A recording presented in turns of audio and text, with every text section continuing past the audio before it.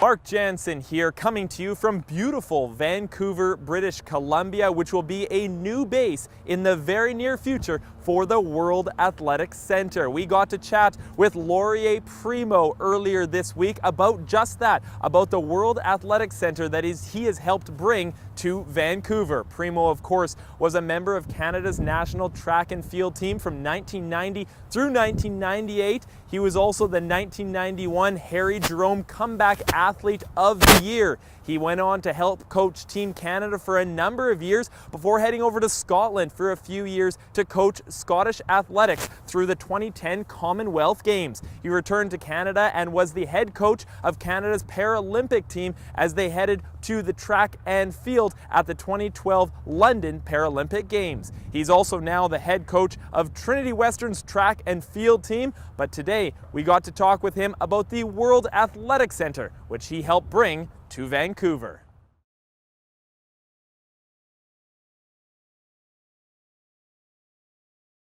So the idea of location and facilities for the World Athletics Center are obviously two very important components, but more important than that is the notion of this integrated training facility slash health center where Dr. Jerry Ramagita and me as the coach will work side by side to ensure athlete health. Now the locations for that will be multiple.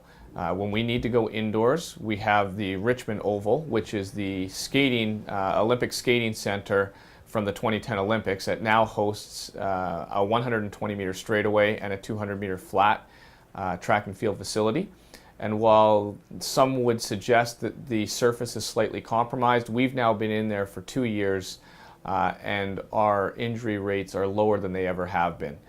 When we are outdoors, we are partnering with the facility in Burnaby, which is called Fortius, and it's an integrated health facility that also has a track straightaway and all the artificial turf and strength and conditioning needs that we require. Those two facilities are about 20 minutes apart. Jerry Ramagita is based out of Fortius, so whenever we have a need to be in the clinic, he's right on site. Further, there's housing availability at Fortius, which has been really beneficial to our athletes.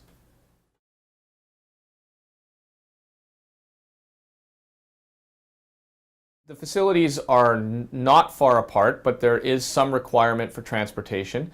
Both of them are on SkyTrain lines, but as I've suggested, Fortius is one of the locations where some of our athletes will live, which means that a lot of the training and living are done in the same location, and it's only when we need to do indoor speed work that transport is necessary.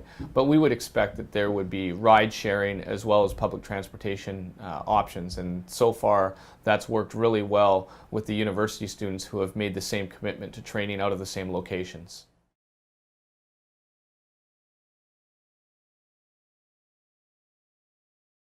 The way the therapy works in an integrated scenario is that Dr. Ramagita is on the track whenever we're doing high intensity work.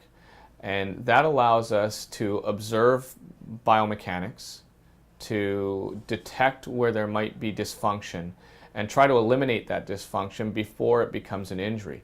All of this is predicated on prevention rather than cure. And whenever we can do that, we want to do that. And so having therapy on site at the track in the arena in which you practice and compete as an athlete is far more progressive and effective than having clinical therapy that is done away from the venue where most of the work is being accomplished.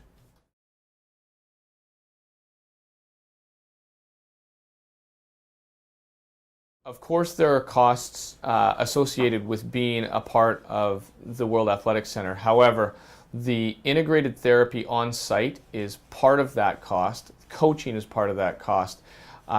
When there is movement between Vancouver and Phoenix, that is all included in the pricing. So the idea is that once you are a member of the World Athletics Center Vancouver, the additional costs are for living and food expenses, but not for your need for therapy.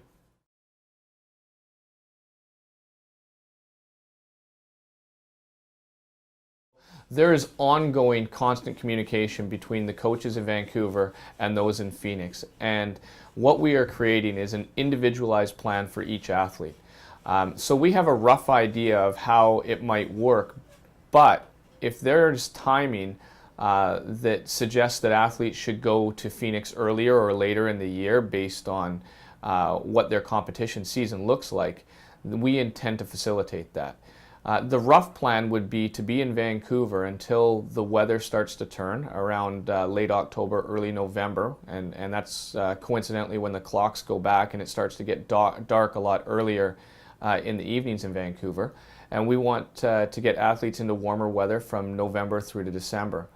But Vancouver is a great place from which to base ourselves for an indoor season because we're so close to Seattle.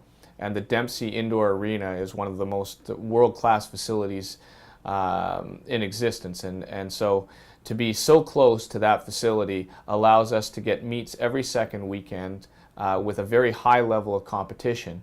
And the idea would be to move back down to Phoenix in mid-March, get the early to mid-collegiate season through to the end of May,